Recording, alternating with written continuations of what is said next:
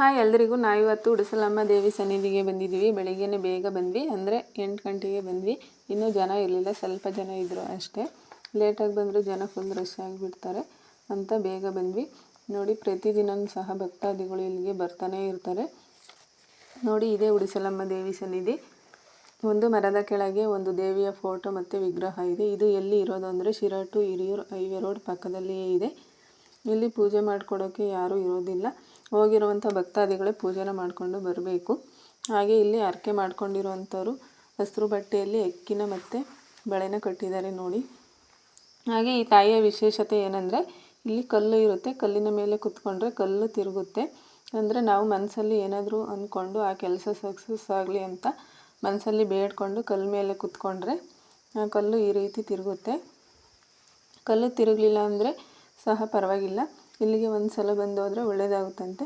ನಾನು ಸಹ first time ಬಂದಿರೋದು ಇಲ್ಲಿಗೆ. ಹಾಗೆ ಅಂದ್ಕೊಂಡಿರೋಂಥ ಕೆಲಸಗಳು ಸಕ್ಸಸ್ ಆಗಿರುವಂಥವ್ರು ಕೋಳಿ ಮತ್ತು ಕುರಿನ ಕರ್ಕೊಂಡು ಹೋಗ್ತಾರೆ ಈ ದೇವಸ್ಥಾನದ ಹತ್ರ. ಇದಾಗಿತ್ತು ಇವತ್ತಿನ video. Thank you for watching.